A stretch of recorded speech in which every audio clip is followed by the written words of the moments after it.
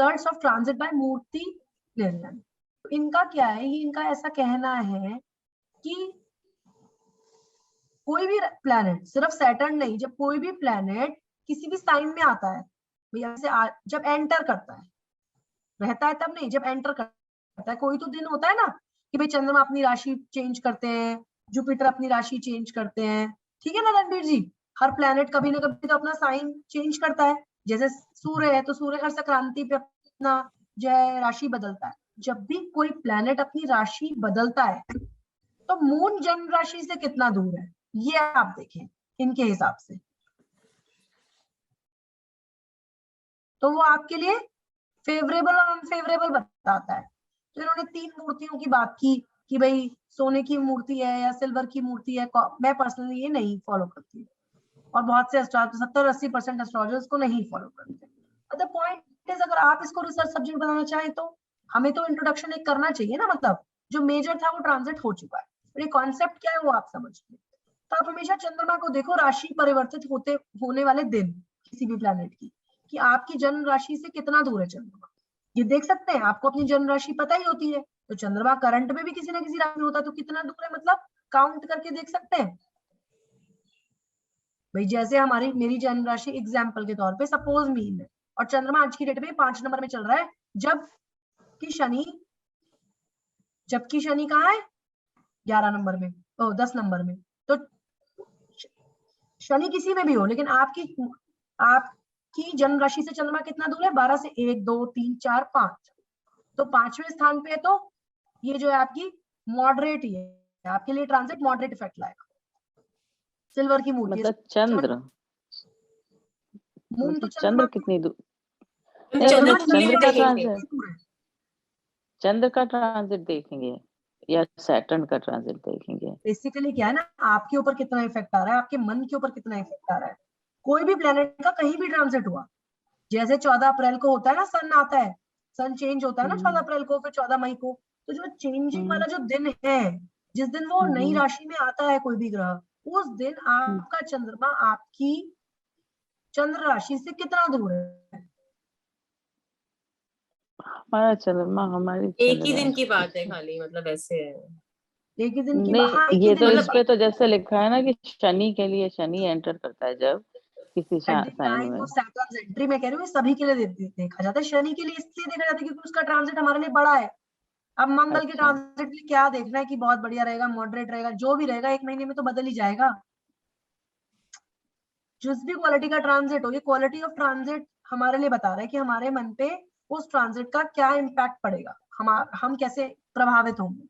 तो उस गोचर से तो कैसे प्रभावित होंगे, तो उसके लिए ज्यादातर आप बड़े प्लेनेट का ही देखते हो। अब सूर्य का, मंगल का, बुध का, वीनस का, इनकी एंट्री साइन चेंज करते टाइम चंद्रमा को नहीं देखते हैं। ऐसे तो फिर हर दूसरे तीसरे दिन कोई ना कोई प्लेनेट बदलता ही है, तो सबका कहाँ तक देखते रहेंगे। मेनली जो बात होती है वो राहु केतु शनि और गुरु के लिए होती है, क्योंकि उनके ट्रांजिट, उनके गोचर बड़े हैं। वो 1.5 साल, 1 साल, 2.5 साल एक राशि में रहते हैं। तो यानी कि जिस दिन शनि अपनी राशि बदलता है, उस दिन आप देख ले कि आपका गोचर का चंद्रमा नेटल चंद्रमा से, यानी जो जन्म राशि का जो चंद्रमा है उससे कितना दूर है, जन्म राशि से आपकी कितना दूर है। जन्म राशि तो वही होती है ना जहाँ चंद्रमा होता है, तो नेटल चंद्रमा से जो आपकी जन्म पत्री का जो चंद्रमा था उससे आज का चंद्रमा कितना दूर है। बस ये एक कॉन्सेप्ट कि अगर वो 1 6 11 है, यानी कि बिल्कुल जन्म राशि में ही है, या 6ठे भाव में या 11वें भाव में, तो ये ट्रांजिट आपको फेवरेबल रहेगा, बहुत बढ़िया रहेगा। अगर 2 2 5 9 में भी है तो भी बढ़िया है, अपॉर्चुनिटीज आएंगी। और अगर 3 7 10 है तो मॉडरेट रहेगा। खराब कब रहेगा, सीधी सी बात ये देख लो आप, बाकी तो ओके है। 4 8 12 अच्छा नहीं होता, बाकी सब ओके, ऑल ओके। सिर्फ जो याद करने वाली बात है कि जन्म राशि से जब चंद्रमा 4 8 12 होता है तो सॉफ्टवेयर भी नहीं है हमारे पास। मैं लगा तो सकती हूँ सॉफ्टवेयर की से, 2 मिनट का समय जरूर लगेगा, लगा लो सॉफ्टवेयर। देखिए अभी शनि यहाँ पे था ना, 1 नंबर की बना लो, चलो कोई बात नहीं। तो ये लग्न बना रहे हैं कि चंद्र कुंडली बना रहे हैं? पता चल जाएगा आपको, मैं आपसे ही पूछूंगी क्या बना है।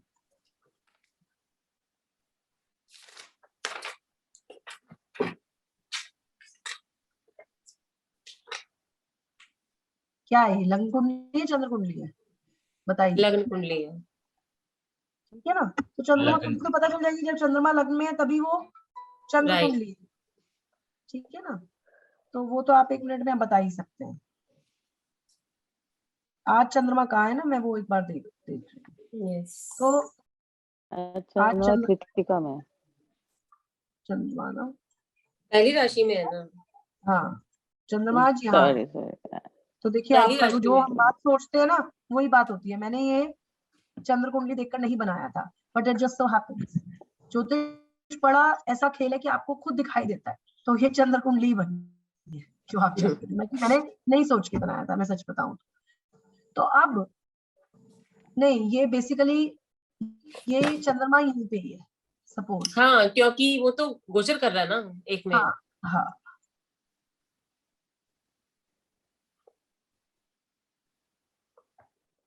ठीक है जी।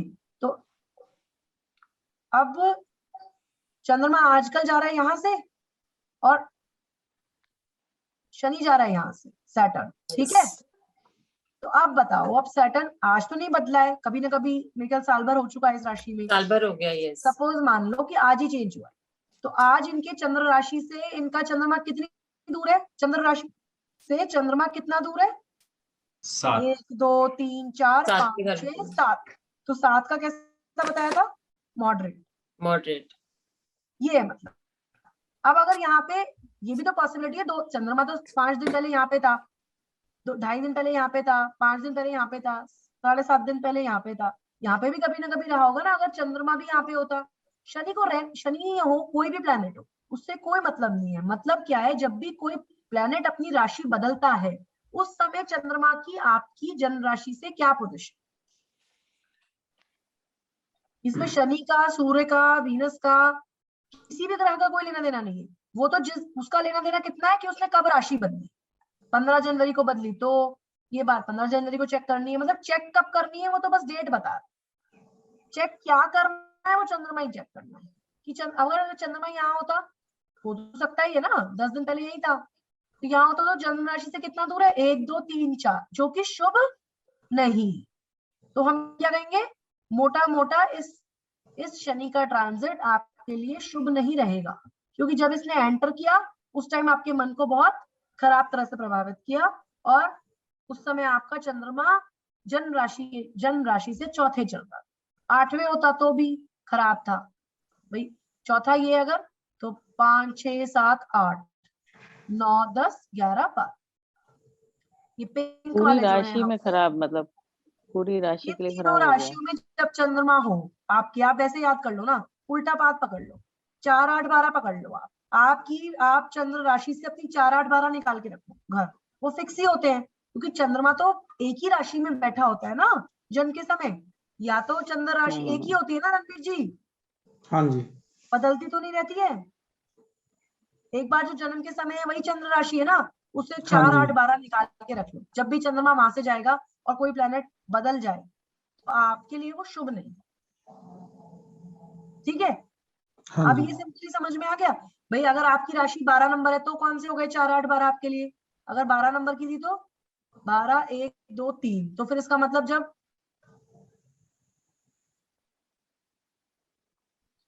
6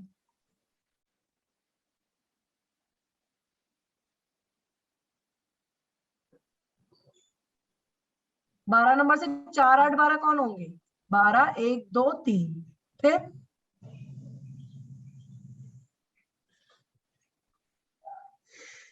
7 होगा। हाँ फिर क्या होगा 11। तो अगर किसी की मीन राशि है तो उसके लिए चंद्रमा जब जब 3 7 11 से जाता है तो शुभ नहीं होता, और उस टाइम पे कोई प्लेनेट बदले तो आपके लिए शुभ नहीं। ऐसे समझ आ गया। देखिए पर्पस तो हाँ। अंडरस्टैंडिंग से है, पर्पस उससे नहीं है कि लॉजिक क्या लिखा हुआ है पीपीटी में, वो एक समझ आएगा तो आप उसको दोबारा भी कर लेंगे। ठीक है, तो इस तरह से बताया है इसमें, सब में ठीक है भाई। देखिए 1 2 5 6 और 9 11, 1 5 9 क्या है, ट्राइन है, ट्राइन से जाए तो बढ़िया, और 6 और 2 6 11 भी बढ़िया है। बाकी मॉडरेट है, और 4 4 8 12 ही सिर्फ खराब है, बाकी ओके है, कोई दिक्कत नहीं है। ठीक ये है, पाया ही है ना मैम, मूर्ति मतलब पाया? पाया, मैंने तो एक बार वो भी पाया जन्म का नाम नहीं लिया गोल्ड नीता पाया। जी। नहीं वैसे मैं पूछ मूर्ति रही है, हूँ गोल्ड। नहीं ये पाया अच्छा नहीं। मूर्ति, अच्छा ये डिफरेंट है। हाँ डिफरेंट, पाया का कोई लेना देना नहीं। पाया तो चरण होते हैं ना नक्षत्र के, एक नक्षत्र में 4 पाए। फर्स्ट लेवल में किया था। हाँ हाँ, पाए का इससे कोई लेना देना नहीं अनिता जी। ये तो घरों के हिसाब से किसी ने मूर्ति निर्णय इसको पद्धति बोलते हैं, इसके हिसाब से कैटेगराइज किया हुआ है बस, कि चंद्र राशि से जब चंद्रमा कहाँ कहाँ जाए तो शुभ है, कहाँ कहाँ जाए तो शुभ नहीं है, बस इतनी बात है इसमें। और ये मोटी एक बात याद doubt- करने की इसमें ये है, एक सेकंड, मोटी बात इसमें याद करने की ये है कि चंद्रमा 4 8 12 चंद्र राशि से चंद्रमा जब 4 8 12 में गोचर करता है वो शुभ नहीं होता, बस। अब सो मेरा डाउट था कि ये तो समझ गया जो आपने बोला, तो ट्रांसिट करता है, ट्रांसिट बोले तो वो कुछ ही समय के लिए करेगा, राइट? कि वो जब तक उस हाउस में रहेगा, वो तो सपोज 2.25 दिन में निकल जाएगा। जिस दिन एक दिन के एग्जैक्टली लिए आएगा। एक दिन के लिए ही है ये, नहीं, मेनली देखा जाए जब जब आएगा तब तब नहीं, अगर उस समय ट्रांजिट चेंज हुआ है तो वो मोटा मोटा ट्रांजिट आपके लिए अच्छा नहीं रहेगा। Start only. स्टार्ट डे को देखेंगे आप। ओके। नहीं स्टार्ट ओनली नहीं, पूरी राशि में उस नहीं, प्लेनेट का ट्रांजिट अच्छा नहीं होगा। हाँ इज दैट हाँ सो? बिल्कुल बिल्कुल। वो ओके, डिफाइन कैसे होगा? जब तक वो प्लैनेट उसमें रहता है, जब तक हाँ कंप्लीट नहीं हो जाता तब तक अच्छा नहीं रहेगा, ऐसा माना जाएगा। राइट। जी। और इसी ओके। तरह से एक ही कॉन्सेप्ट और भी है। देखिए छोटे छोटे कॉन्सेप्ट्स हैं, जानकारी के लिए अच्छे हैं। इस कॉन्सेप्ट का सिर्फ उतना ही पर्पस था कि 4 8 12 चंद्रमा का चौथा 8वां और 12वां गोचर अच्छा नहीं होता। ठीक है, फिर एक रिजल्ट्स बेस्ड ऑन तारा भी है। तो इसमें ना देखिए क्या है, 1 2 3 4 5 6 7 8 9 प्रकार की ताराएं बताई गई हैं, टाइम्स बताए गए हैं। तो तारा क्या है? नंबरिंग है, मैं आपको बताती हूँ कैसे। जन्म नक्षत्र से, और सैटर्न के लिए ज्यादा इसलिए दे रहे हैं क्योंकि सैटर्न थोड़ा नेगेटिव प्लैनेट है और गोचर भी उसका लंबा है। तो सैटर्न के लिए ऐसे कि जब द नक्षत्र ऑफ ट्रांजिट ऑफ सैटर्न, जहां पे भी सैटर्न ट्रांजिट कर रहा है तो किसी राशि में कर रहा होता है, किन्हीं अंशों पे कर रहा होता है, किसी डिग्रीज पे कर रहा होता है ना, वो डिग्री किसी न किसी नक्षत्र में तो आ ही रही होती है या नहीं? ये बात क्लियर है? क्लियर है कि नहीं क्लियर? मैम ये ट्रांजिट के लिए यूज करते हैं, दशा के लिए सेम चीज है। मैंने तो यहाँ पे क्लियरली तो लिखा हुआ है नीता जी, ट्रांजिट अच्छा ठीक है क्लियरली तो लिखा हुआ है। ये तो स्लाइड जी ट्रांजिट की चल रही है, ठीक है। ये ऐसा लिखा भी है ना, द नक्षत्र of transit of Saturn is counted from birth नक्षत्र। देखिए जन्म का एक नक्षत्र होता है, जन्म नक्षत्र आप सभी ने क्लियरली किया था। जन्म नक्षत्र कोई ना कोई होता है, किसी का उत्तरपाद्रपद हो सकता है, कोई 27 में से कोई भी एक नक्षत्र आपका जन्म नक्षत्र हो सकता है। तो ये 27 है क्या? ये आपने देखा ही था कि 360 डिग्री पे 13 डिग्री 20 मिनट के पॉइंट डिविजन है, सेक्शन है, बाइफर्केशन है। तो शनि भी कहीं ना कहीं तो होता है ना हर वक्त ट्रांजिट में। जैसे अभी का आज आप देख लो कि शनि कौन से नक्षत्र में है। आज करंटली अगर मैं शनि की बात करूं तो शनि आज श्रवणा में चल रहे हैं अभी, 10 नंबर में तो है, पर 10 नंबर में तो और भी नक्षत्र होते हैं। तो आज टुडे सैटर्न इज इन श्रवणा।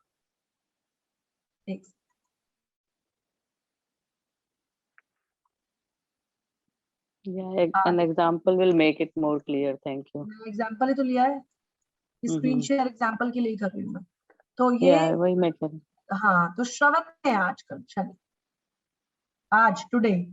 कभी भी आपको चेक करना हो कि ट्रांजिट आपके लिए कैसा है और आपका जन्म नक्षत्र क्या है। सपोज किसी का, आप एक बार अपना वो चार्ट खोलें जहाँ पे सारे आपके ना नक्षत्र लिखे हुए हैं लाइन से, एक बार आप खोलें, ताकि क्योंकि आप खुद करके देखेंगे तो वो आपके लिए मतलब एक बार में अंडरस्टैंडिंग होगा।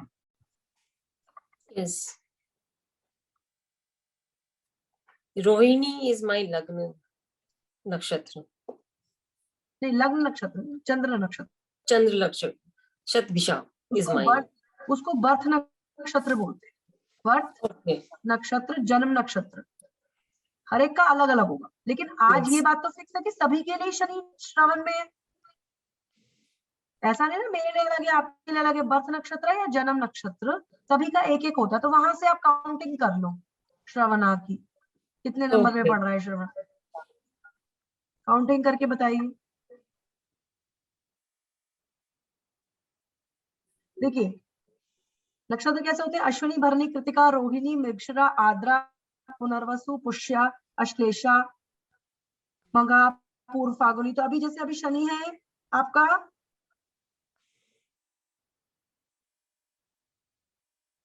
श्रवणा में,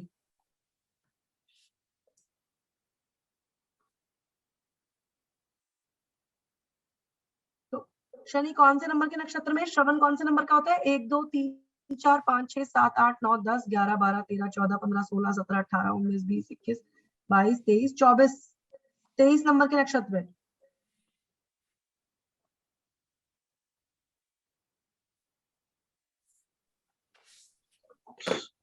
शनि अपने ही नक्षत्र में है। नहीं, अपने में है वो ठीक है, उससे उसका डेफिनेशन नहीं है, वो 22 है। तो अब यहाँ से आप काउंट करो कि आपका आपका जो है जो नक्षत्र है वहां से कितनी दूर है शनि, आपके जन्म नक्षत्र से। एक कोई जन्म नक्षत्र बताइए मुझे, कोई भी। मैम मेरा शतभिषा है चंद्र में। ठीक है, तो सतभिषा होता अगर किसी का जन्म नक्षत्र, और करंटली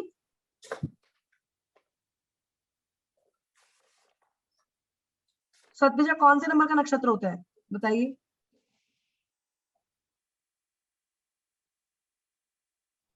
मुझे लगता है 26-27 होगा, क्योंकि बस उसके आगे ही होता है, आने वाला है।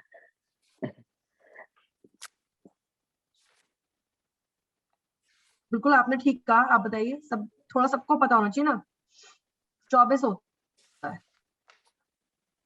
क्योंकि उसके पास बस 3 ही रह जाते हैं, पूर्व भाद्रपद, उत्तरा भाद्रपद और द्वितीया। हाँ। ठीक है, लेकिन इसमें क्या है, हम जन्म नक्षत्र से यहाँ काउंट करेंगे।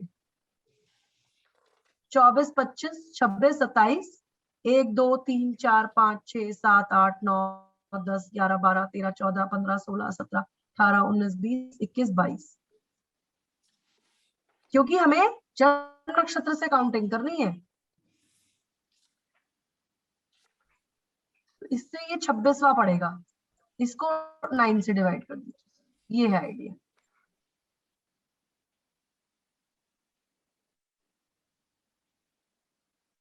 कितना बचा, 8। तो 8वीं तारा चल रही है, इसका मतलब ये देखिए इसमें ना 9 ताराएं दी हुई है। तो जैसा नाम से भी आप देख रहे हो, विपत, तीसरी तारा जो है विपत, या फिर प्रत्यरी का मतलब होता है एनिमिटी, शत्रुता। तो विपत, पृथ्वी और वध, वध का तो मतलब आपको पता ही है, मारना। तो ये जो है ना तीसरे नंबर की तारा और छठे नंबर की तारा और 8वें नंबर की तारा, 8वें नंबर 3 की तारा। 6 8 3। अगर वो मतलब जो जितना नक्षत्र आगे जा रहा है हमारे जन्म नक्षत्र से शनि, उसको जब आप उसको 9 से क्यों डिवाइड करा, क्योंकि 9 ही तारा है। तो आपकी डिवाइड करके जितना रिमाइंडर बचता है उस नंबर की तारा चल। तो अगर वो ये तारा बैठती है, बाय द वे 3 नंबर बैठता है या 5 बैठता है या 7 बैठता है, तो 3 5 7 अगर बैठता है तो वो तारा है शुभ नहीं उतने टाइम के लिए, जब तक वो उस नक्षत्र में, क्योंकि नक्षत्र तो शनि बदलता रहेगा।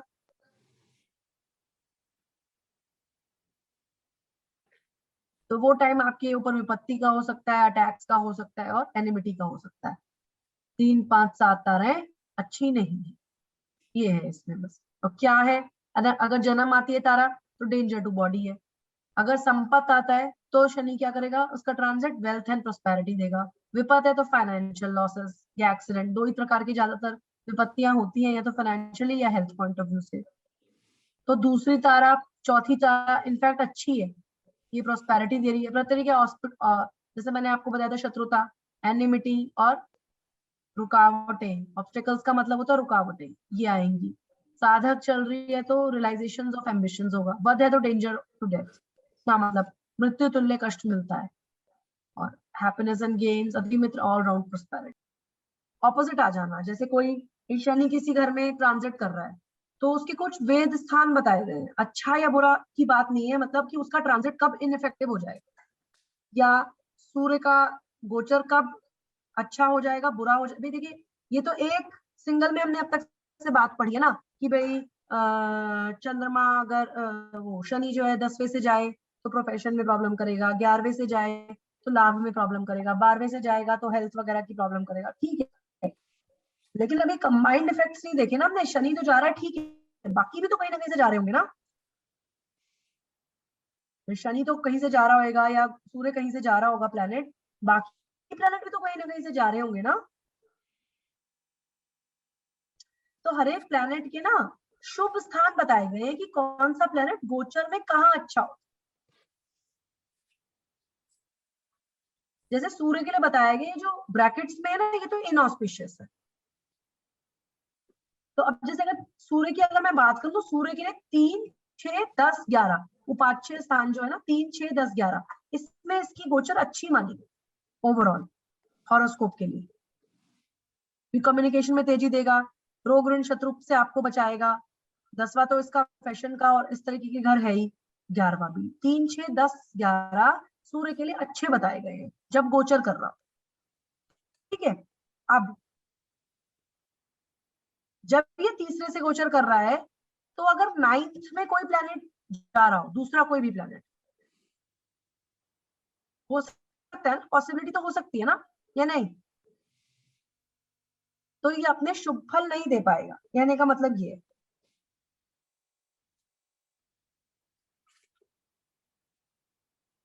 बेसिकली देखिए जिस वेद होता है सामने से, अगर सूर्य जा रहा है तीसरे से तो तीसरे के सामने वाला घर क्या होता है, 7 घर आगे, 3, 4, 5, 6, 7, 8, 9, ठीक सामने वाला घर वेद स्थान होता है। जब सूर्य कहीं से जा रहा है, ये याद करने की इतनी बड़ी जरूरत नहीं है आपको, एक चीज आपको याद रखनी पड़ेगी कि सूर्य के अच्छे घर कौन से हैं, 3, 6, 10, 11। जब तीसरे से सूर्य जा रहा हो और उसके ठीक सामने से कोई दूसरा प्लैनेट गोचर करने लगे तो सूर्य अपना, क्योंकि वो भी उधर की तरफ हॉरोस्कोप को खींचेगा, ऑपोजिट हो जाएंगे, तो इसलिए वो टाइम में सूर्य अपने अच्छे या बुरे प्रभाव देने में असक्षम हो जाए।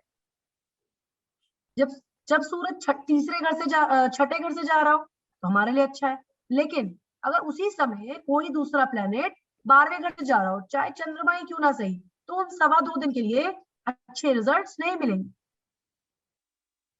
अच्छे या बुरे, अगर बुरा था हॉरोस्कोप के लिए, अगर अष्टमेश होकर जा रहा था तो अच्छे या बुरे से मतलब नहीं, जो भी रिजल्ट थे वो वो नहीं मिलेंगे। तो ये जो है ये रटने वाली बात नहीं है। जैसे आप देखो 6 से 12वां कौन सा है, 7वां है। 10 से चौथा क्या है, 10, 11, 12, 1, 2, 3, 4 7वां है, वो सब 7 की कॉम्बिनेशन है सामने वाला घर। जिस वक्त कोई ग्रह किसी भी घर से गोचर करता है उसी समय अगर उसके ठीक सामने वाले घर से कोई दूसरा ग्रह गोचर करे तो ग्रह अपने फल देने में असक्षम होता है, या उतने अच्छे रिजल्ट, अच्छे या बुरे से मेरा मतलब ये है कि रिजल्ट ही नहीं दे पाता है। रिजल्ट नहीं भी। हाँ ये है मतलब। चंद्रमा के लिए कुछ अच्छे स्थान बताए गए हैं, जैसे कि 1, 3, 6 चंद्रमा लगभग सब में अच्छे रिजल्ट देता है, तो 1, 3, 6, 7, 10, 11 5 घरों में चंद्रमा के, 6 घरों में लगभग अच्छे रिजल्ट है।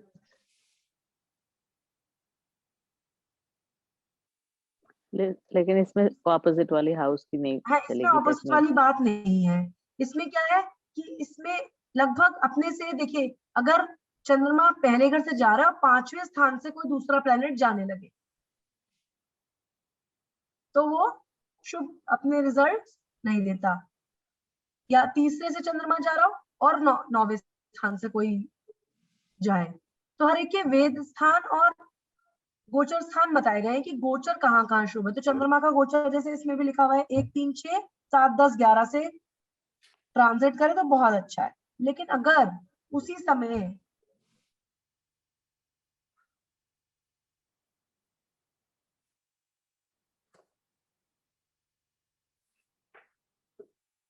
कोई दूसरा ग्रह तो बेसिकली ना इसमें भी मैं आपको अगर लॉजिक बताऊं तो इसमें लगा सकते हैं, इस पीपीटी में उतना अच्छे से नहीं दिया है, बल्कि इंग्लिश बुक में ज्यादा अच्छे से हमारे पास में अवेलेबल है।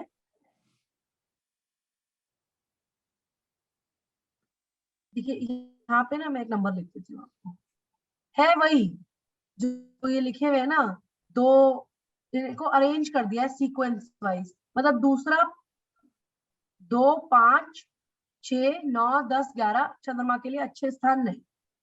आप अच्छे याद कर लोगे तो वो दूसरे वाले आपको याद हो जाएंगे।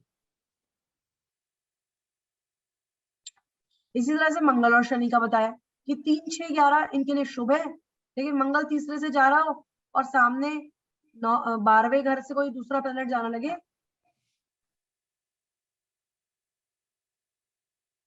ज्यादातर ना ये पोजीशन ऐसी बैठती हैं, दशम अष्टम, लेकिन ये सबके लिए बताए गए हैं अलग अलग एक्चुअली। तो ये आपको थोड़ा सा याद करने वाली बात है, इसीलिए मोस्ट एस्ट्रोलॉजर्स इसको छोड़ भी देते हैं स्थान वाली बात को। शनि का सिर्फ देख लेते हैं क्योंकि वो बड़ा प्लेनेट है। अब मरकरी का गोचर हो रहा है, आप इतने 6 वेद स्थान देखने बैठते हो तो उसमें बहुत कम्बरसम हो जाती है वो प्रेडिक्शन। लेकिन क्योंकि मैम वो सामने 6 थोड़ी ना देखने पड़ेंगे, वो तो जिस हाउस से जा रहा है उसके साथ में लिखा हुआ, अगर पहले हाउस है तो एक ही देखना पड़ेगा, 5वां हाँ, वो सारे तो थोड़ा आपकी बात देखने ठीक है, पड़ेंगे। लेकिन एक ग्रह नहीं होता है ना, ग्रह तो और भी कई होते हैं ना, हाँ तो सारे ये तो ग्रह ग्रह का देखेंगे, स्थान देखना पड़ेगा। 6 से मेरा मतलब ये था कि 6 ग्रहों का, सारे ग्रहों के सामने क्या जा रहा है वो तो सारे सब पे के ग्रहों देखेंगे। के सामने सामने कौन आ रहा है ना वो देखना पड़ जाता है ना नीता जी,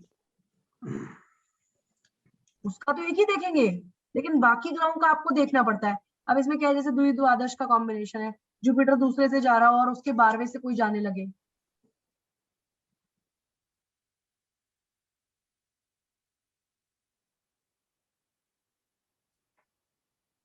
ये थोड़ा सा तो इसमें है याद करने वाली बात थोड़ी।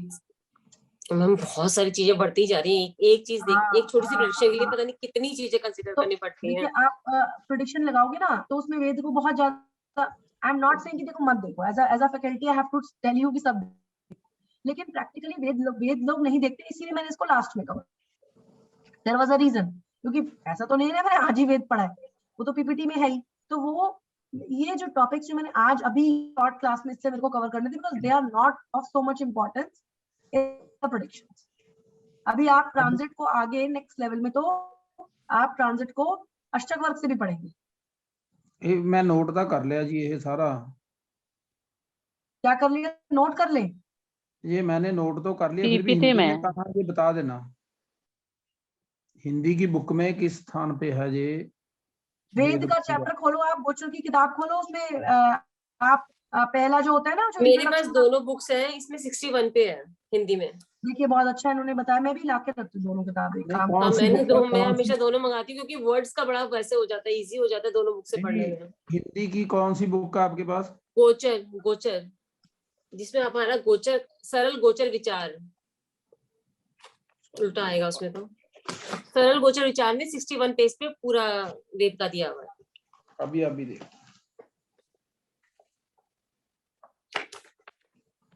और जो ये वेद है ना प्लैनेट्स का, ये मून से है। ठीक है जी है। हाँ है, वो दोनों ही किताबों में है। तो वेद हाँ में मिल जो गया है जी, मिल गया, मून से मिल गया बात जी, होती मिल है। गया, मिल गया, हाँ मिल गया जी, मिल गया। लेकिन हाँ, कि शनि जब मून मून से से तीसरे मैम जाए, कैसे? जैसे मतलब शनि के लिए, शनि का गोचर कब अच्छा होता है, जब चंद्र राशि लेकिन से ये तो ये शनि बोल रहे हैं कि वेद, ये तो वेद तो शनि, सारे ऑस्पिशियस भी प्लैनेट तो देखो, बोल रहे हैं, वेद कारक स्थान भी तो है भाई। जैसे शनि के लिए आप देखिए तो 3, 6, 11 गोचर अच्छा है, तो चंद्र राशि से तीसरा, छठा, 11वां गोचर बेटा का अच्छा चंद्र से तो क्या है ये ना, असेंडेंट से नहीं? असेंडेंट से नहीं है, ये चंद्र राशि से।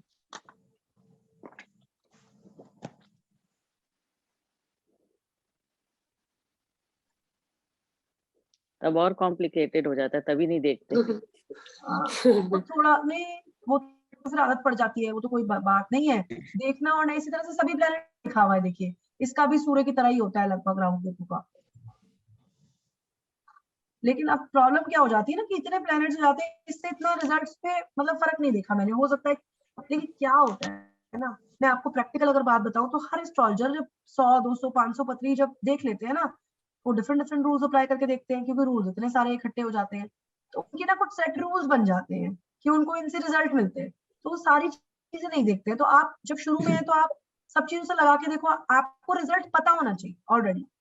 इसलिए मैं आपसे कह रही हूँ, अगर आप अपने नोट्स की कुंडली इकट्ठी करोगे ना, तो आपको फिर आपको पता ही है कि क्या हुआ, मेजर इंसिडेंट, मेजर हैपनिंग उनकी लाइफ में क्या हुई, कब उनका थोड़ा, अपने ब्रदर सिस्टर्स का आपको पता होता है, बिफोर मैरिज का आपको क्लियरली पता होता है उनका, और हस्बैंड का आफ्टर मैरिज पता होता है, या वाइफ का, बच्चों का आपको पता होता है ना, जिनके 20 अबव किड्स होते हैं तो पता होता है कि कब वो कंपटीशन का एग्जाम दिया था और रिजल्ट नहीं अच्छा आया, या कोई उनको वैसे ब्रेकअप की वजह से वो सैड थे, मतलब ये आपको चीजें ना आपको पता रहती है, उस टाइम पे आप लगा के देखो, पास्ट के गोचर लगा के देखो पहले आप।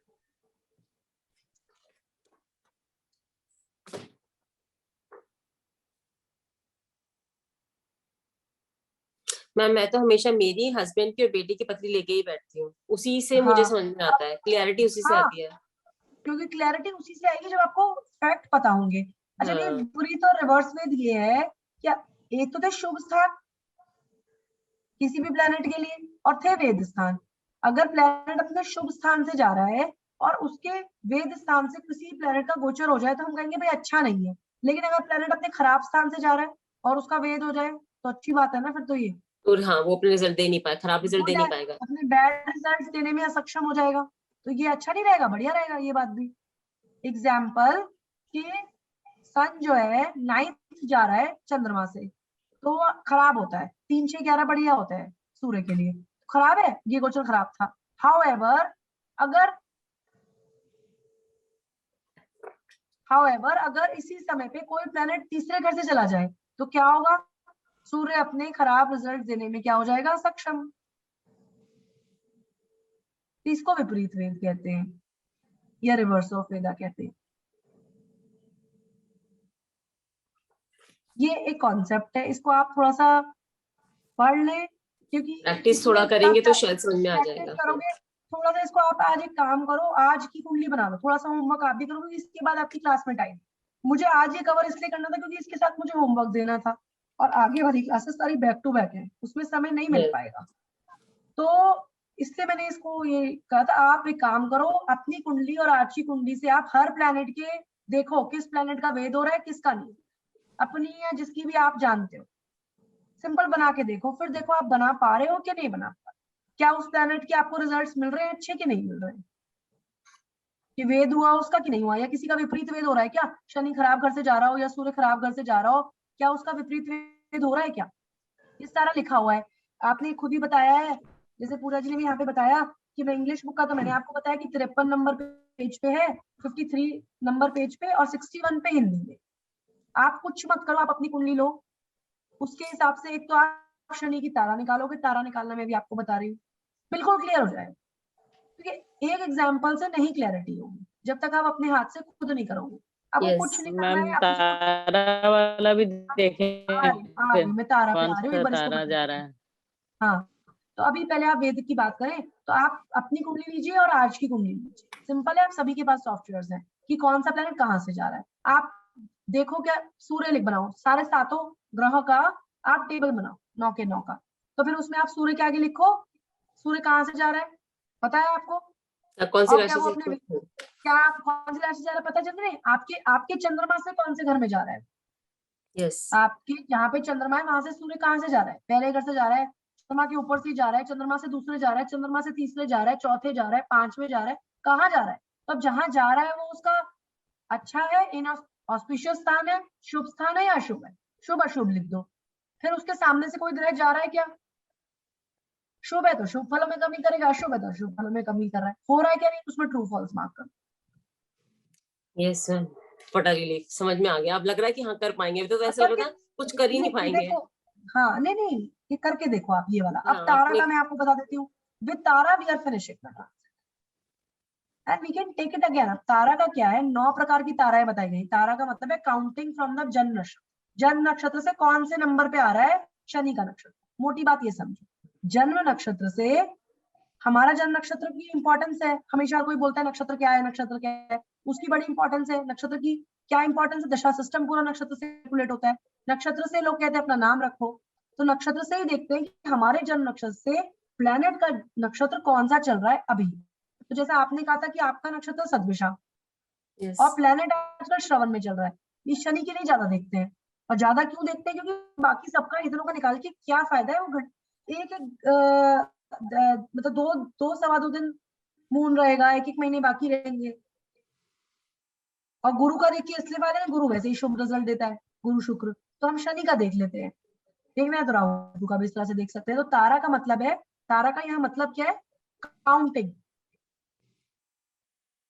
9 प्रकार की ताराएं बताई गई हैं। तो 9 प्रकार की तारा में इनकी नाम है, जन्म, संपत, सबका मीनिंग है। तो इसमें से तीसरी तारा अच्छी नहीं, उसका नाम भी देखो आप, बेकार है, विपत है उसका नाम।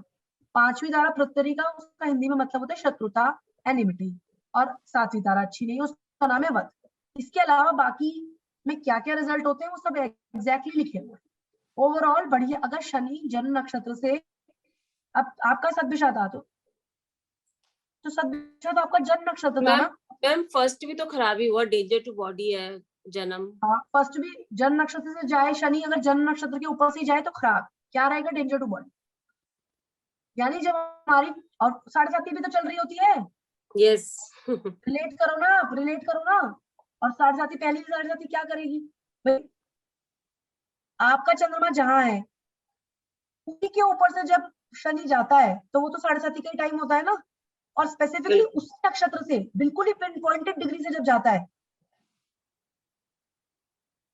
तो डेंजर टू बॉडी लाएगा ना, अच्छा कैसे करेगा? बिल्कुल ये सब है वही, कनेक्ट तो हो ही जाएगा। कनेक्ट हो रहा है। आप थोड़ा सा मतलब बारीकी से देखोगे ना तो कनेक्ट होता है, ऐसा नहीं कि कनेक्ट नहीं होता है भाई। जन्म क्या होता है? जन्म राशि के ऊपर से जब शनि गोचर करे तो 7.5 ही है ना, 7.5 का दूसरा चरण है ना। यस जन्म राशि से पहली राशि पे तो पहला चरण था। हाँ जी बिल्कुल ठीक बात है। उसमें भी अब राशि तो 30 डिग्री की है और जन्म नक्षत्र की वैल्यू कितनी होती है? 13 डिग्री बीसी में। 13 तो जब डिग्री नक्षत्र के ऊपर से ही जाता है शनि तो उसी नक्षत्र में मतलब कि दोनों होते हैं, उसी डिविजन में दोनों होते हैं, तो वो अच्छा नहीं है समय, ये है मतलब। अच्छा अब इसीलिए प्रेडिक्शंस काफी स्ट्रांग हो जाती है क्योंकि कई सारी चीजों से क्रॉस हाँ चेक होता है, तभी हम हाँ, बहुत स्ट्रांग प्रेडिक्शन कर पाते हैं। आगे आगे आप जो भी कहते हैं कि हमने भी आप 2 लेवल्स और करो, आप 4 लेवल्स और करो, तो अब बात तो आपने सारी पढ़ी ली है। शनि आपने सारे प्लैनेट्स पढ़ लिए, जो फर्स्ट लेवल पढ़ा था ना वही बेस है। उसके बाद तो उसी को कॉम्प्लेक्स और इधर उधर घुमाते जा रहे हैं। बेसिक कोई ग्रह नहीं बदला फर्स्ट लेवल के बाद, कोई राशि नहीं बदली, कोई नक्षत्र नहीं बदले, लेकिन how are the interrelated predictions निकालने के लिए ये है। तो अब जन्म तारा निकालना सीख लो आप, सिंपल सी बात है। वो सॉफ्टवेयर से बता भी देता है वैसे कि तारा कहाँ आ रही है।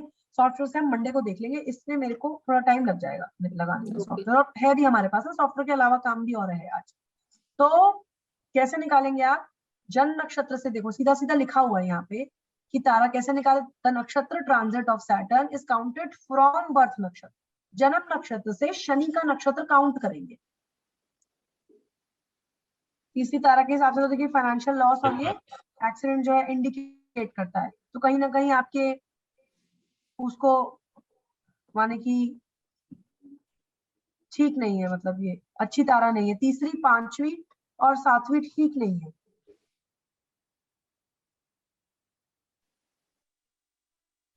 हुआ है ना, बिल्कुल फाइनेंशियल लॉसेस हुआ है ना। तो ये इस तरह से आप जो है, जीरो में मैम फिर कैसे करेंगे? नहीं जीरो में पहला तो आएगा ना, 1 आएगा ना फिर नहीं, शायद जीरो में तो अनिता जी जन्म नक्षत्र पे ही मानेंगे उसको, क्योंकि हाँ उसी के अच्छा अगर 9 है तो 18, 27 वो तीनों मूल वाले, मतलब वो जो लाइन है ना उनका जन्म लॉर्ड भी एक होता है, वो वैसे ही बैठेगा। यस अच्छा, अगर जीरो आएगा तो जन्म हाँ नक्षत्र हाँ मान लें। हाँ, अच्छा अच्छा, फिर 1 से जैसे और बाकी। हाँ, तो इनका जैसे ये फाइनेंशियल लॉस है एंड एक्सीडेंट है जैसे, हाँ। या तो ये क्या पुण्य जी के साथ कुछ नहीं, ऐसा अब इसमें क्या कुछ करो चल ना, रहा आप थोड़ा सा कंबाइन कर लो, थोड़ा सा कंबाइन कर लो। शनि का ट्रांजिट इनके लिए क्या चीज में कमी लाएगा, वो ये लाएगा। फिर इनसे हाउस भी है? पूछ लो, तो फाइनेंशियल लॉस कहाँ से हो रहा है इनका, वो भी पता चल जाएगा। शनि तो हाउस आपके जहाँ कौन से से घर से जा ट्रांजिट रहा हो है रहा है, जी? हाँ, कौन से घर से जा रहा है अभी शनि? आपका जन्म लग्न क्या है?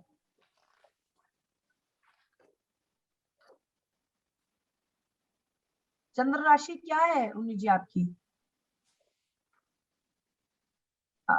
आप म्यूट है। मून 6th हाउस में है। नहीं, मून में राशि कौन सी है? वन लग्न क्या एरीज है है। आपका? एरीज है। एरीज है। लगन स्कॉर्पियो है। हाँ हाँ, तो एरीज है, तो एरीज से 10वें, मून राशि से 10वें में शनि जा रहे हैं ना, तो इनको हाँ प्रोफेशन जी, की 10। तरफ से थोड़ा सा लॉस और वो सब हो सकता है प्रोफेशनल एरिया में से। आई मीन पर्सनली भी खर्चा ज्यादा हुआ है। प्रोफेशनल उसमें फायदा बहुत ज्यादा नहीं हो रहा अभी, दैट्स इट। लॉस वैसे तो नहीं। Loss of profit is also loss. जो यस फायदा हो सकता था उसमें रुकावट है, यस यस क्योंकि जो यस। चारा चल रही है ना वो विपत्त की चल रही है। फाइनेंशियल लॉस का मतलब ये भी होता है ना, अर्निंग कम हो जाना भी तो फाइनेंशियल लॉस। हाँ जी। आपको पता है ना आपकी क्या कैपेसिटी है। Hmm. I am earning 10,000, fine, good, okay. मेरा यही हर एक को पता होता है, you know what is my, कितना हमारा हमारा क्या इनकम का है। एक ये कि 10,000 में 20,000 हो जाए तो मैं कहूंगी मेरा बढ़िया हुआ। आपके लिए शायद आपको यस, लगेगा यार कुछ भी नहीं, ठीक है 10-20,000 क्या है, लेकिन मेरे लिए इट इज, सपोज ये एक अच्छा अमाउंट अंडरस्टूड। था, है ना। बट अब मुझे 10 में से भी 8 रह जाए तो क्या हुआ, मेरी कमी हुई, लॉस ही हुआ ना मुझे तो। हम्म। तो मतलब प्रोफेशनली आपको उतनी इनकम नहीं हो रही है जितनी आपका मतलब नॉर्मली हो होना सकती है या चाहिए। होती होगी आपको।